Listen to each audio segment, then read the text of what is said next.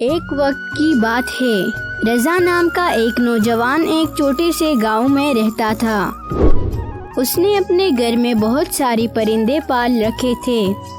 وہ پرندوں سے بہت محبت کرتا تھا، خاص طور پر طوطوں سے۔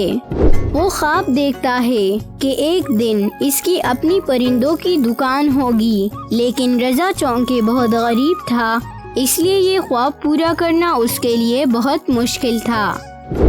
سخت محنت کرنے اور کچھ پیسے بچانے کے بعد اس نے ایک ٹیلا خریدا اور صرف چند پرندوں کے ساتھ اپنا کاروبار شروع کیا۔ وہ ہر روز اپنے پرندوں کو بازار لے جاتا تھا اور اسے وہاں بیچتا تھا، لیکن جلد ہی اس کا کاروبار بڑھنے لگتا ہے۔ رضا چونکہ طوطوں سے بہت محنت کر کے اسے تربیت یافتہ بناتا تھا، اس لیے اس سے طوطے خریدنے کے لیے لوگ بہت دور سے آتے تھے۔ رضا کے ٹیلے کے پاس رشب کا بھی پرندوں کا دکان تھا، لیکن رضا کے آنے کے بعد اس کا کاروبار کافی نیچے آیا تھا۔ رشب نے سوچا کہ اگر کچھ دن ایسا چلتا رہا تو میرا کاروبار تو ختم ہو جائے گا۔ تو اس کے دماغ میں ایک شیطانی خیال آیا۔ وہ لوگوں میں اپنے پرندوں کے معیار کے بارے میں افواہیں پھیلا کر رضا کے کاروبار کو ختم کرنے کی کوشش کرتا تھا۔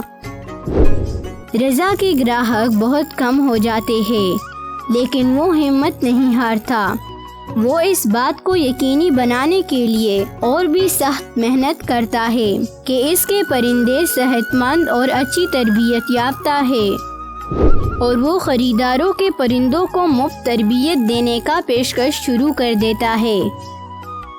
آخر کار رضا کی محنت رنگ لائی، اس کا کاروبار پہلے سے بھی زیادہ کامیاب ہو جاتا ہے، اور وہ علاقے میں بہترین طوطے بیچنے والے کے طور پر جانا جاتا ہے۔